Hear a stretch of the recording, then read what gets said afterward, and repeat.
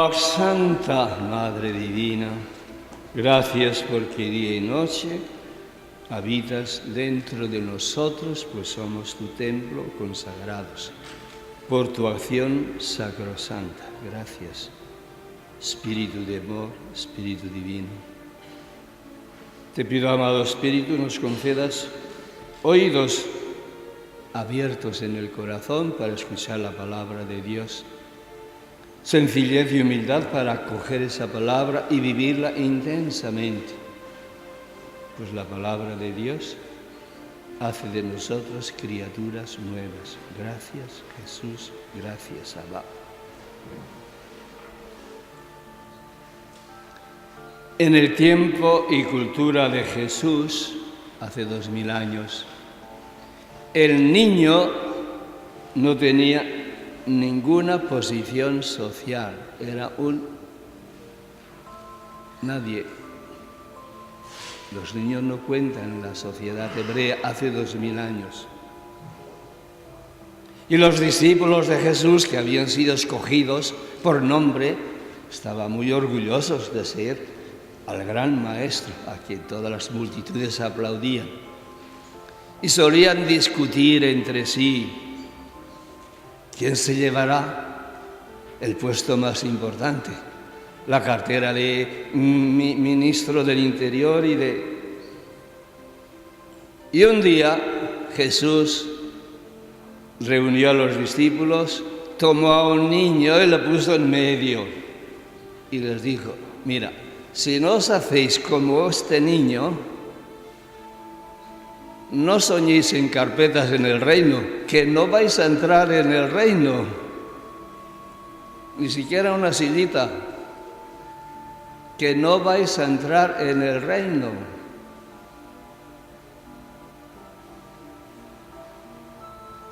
Y el mayor en el reino es el que sea más pequeño y más insignificante. Ese va a ser el mayor. Y es que en el reino que Jesús ha venido a establecer, en la familia que Dios ha venido a establecer, y aquí en la tierra, que se perfeccionará en el cielo. Todo es al revés de este mundo. ¿Cómo se sube? Bajando. ¿Quiere estar muy arriba? Pues baja muy abajo. ¿Cómo se gana? Perdiendo. ¿Quién es el más grande? El más pequeño. Una gran lección tan claramente anunciada en el Evangelio y tan pobremente acogida por los que nos llamamos discípulos de Jesús. Pero hay discípulos sabios, muy sabios, que la acogen plenamente. Y entre ellos, Santa Teresita. Teresita es la santa de los niños, de la infancia espiritual. Captó como nadie en su tiempo ese caminito y lo siguió. Y por eso, en palabras de Pío X, se convirtió en la santa más grande de los tiempos modernos. Teresita captó y vivió plenamente la infancia espiritual. Hay algunas citas en el folio de hoy con la letra CA y un número detrás, 2 o 3 números detrás. Y CA significa cuaderno amarillo.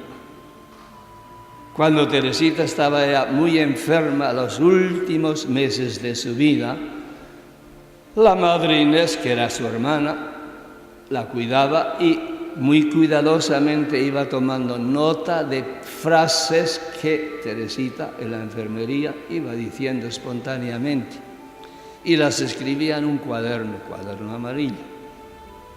El primer número después de CA, aquí tenemos 6, es el día 6. El segundo es el mes 8. Y luego vendrá mes 9 y se murió. Y a veces en el mismo día hay varias frases. El tercer número es la frase octava que este día Inés copió de Teresita. Bien, pues la madre Inés le pregunta a Teresita: ¿qué entiendes tú por permanecer niño pequeño a los ojos de Dios? Y responde Teresita: es reconocer la propia nada. Es que el niño en aquella cultura era un nadie, ningún derecho. Reconocer la propia nada, esperarlo todo de Dios. El niño: no soy nada, no tengo nada, pero no me falta nada, porque tengo papá y mamá que se cuidan de mí.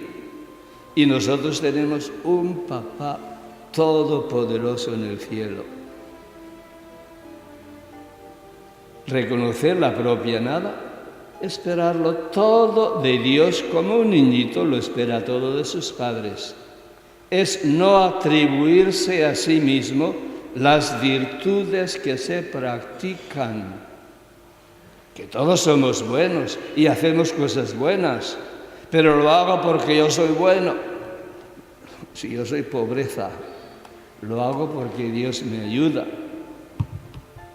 No atribuirse a sí mismo las virtudes que se practican creyéndose capaz de algo, sino reconocer que Dios pone ese tesoro en la mano de su niñito para que se sirva de él. Dios nos regala las virtudes, nos regala las oportunidades durante el día, nos empuja desde dentro para que actuemos bien. Esa es la realidad. Pero es siempre el tesoro de Dios. Todo lo que de Dios recibo le pertenece a Dios. Es no desanimarse, esto es más importante, no desanimarse por las propias faltas, pues los niños caen a menudo, pero siendo pequeños, y gracias a que son pequeños, no se hace mucho daño. Se caen, lloran un besito de la mamá y se olvidan del daño y siguen corriendo. Esa ha de ser nuestra actitud ante Dios. Y sobre todo, no desanimarse.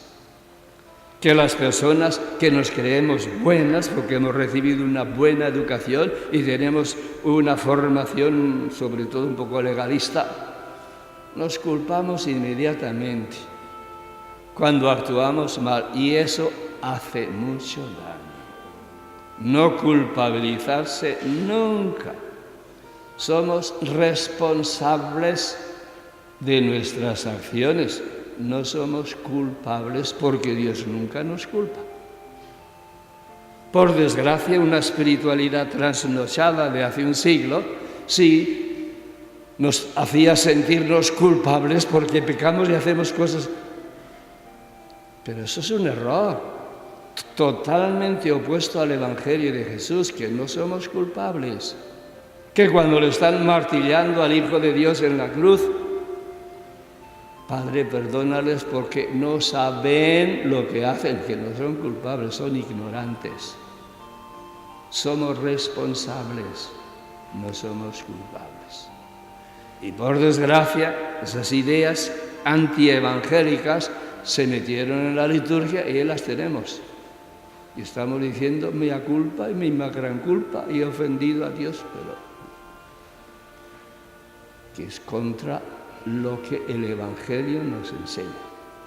Y si leemos el Evangelio con sinceridad a la luz del Espíritu Santo, tenemos que desterrar todas esas cosas. Esperemos que un día la Iglesia, el Papa Francisco ha comenzado a dar pasos muy importantes hacia el Evangelio, pero tiene que centrar su atención en problemas muy gordos de la Iglesia. Esperemos que algún día se pueda prestar atención a minucias como las oraciones litúrgicas y se vayan expurgando y cristianizando o evangelizando. Pero hay cosas que nos hacen daño y como somos libres, pues quien quiera que no las diga. Señor, yo no soy digno, yo nunca digo eso. Mea culpa. No, Señor, me fallo y trato de corregir mis defectos, pero no me culpabilizo porque eso me disminuye. Y ningún niño, cuando hace travesuras, irá a la mamá mea culpa y pidiendo la absolución. Diga, mamá, no lo haré más. Y un beso y se acabó todo. Hay que ser como niños y si no, no podemos captar ni vivir el mensaje de Jesús. Teresita es la santa de los niños. Y Teresita es también la santa de los pobres, que es lo mismo. El niño es radicalmente pobre porque no tiene nada y no es nada en la sociedad hebrea de aquel tiempo. Hoy es distinto. Y cuando Jesús comienza a decir quiénes son dichosos y felices en el reino de Dios, la primera bienaventuranza, dichosos los pobres, de ellos es el reino, Dios lo regala. Y Mateo dirá, los pobres de espíritu. La dicha, la felicidad y la pobreza, para quien vive el Evangelio, son lo mismo, van juntas. Soy pobre y por eso soy feliz. No tengo derechos y no tengo que defender mis derechos. Tengo un papá que se cuida de mí. Y vivo con paz y serenidad. Y los pobres son quienes realmente en este mundo son más felices. Yo he viajado por el Oriente y en algunos países de África, y en esos países, si la gente no está muriendo de hambre, si viven en su ambiente normal, con pobreza, la gente es mucho más feliz que en Europa, pero mucho más feliz.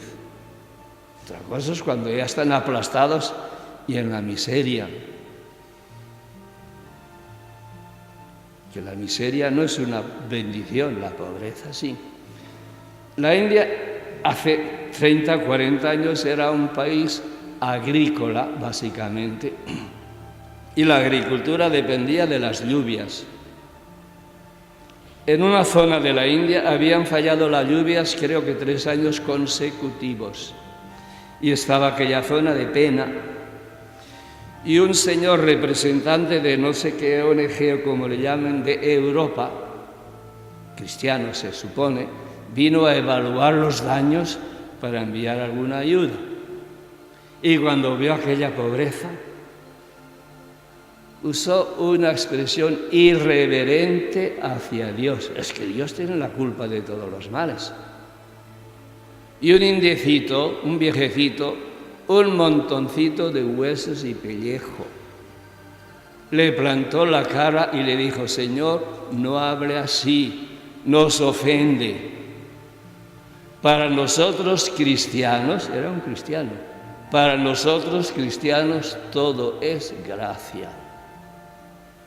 En medio de aquella miseria este hombre bebía muy feliz. Es el Evangelio vivido, no teoría. Dichosos, felices los pobres. Lucas dice los pobres materialmente. Mateo lo espiritualiza, los pobres de espíritu. De ellos es el reino de Dios. Y el reino de Dios no es algo que esperamos, es algo que lo podemos vivir aquí y ahora, con paz, alegría y serenidad, de sabernos hijos de Dios. Y así como Teresita es la santa de los niños, pues es también la santa de los pobres. Una frase que le gusta repetir a las santitas esta precisamente. Todo es gracia, todo cuanto sucede en la vida, todo es gracia. Porque Dios está involucrado en todo y todo lo que Dios toca lo convierte en gracia. Dios está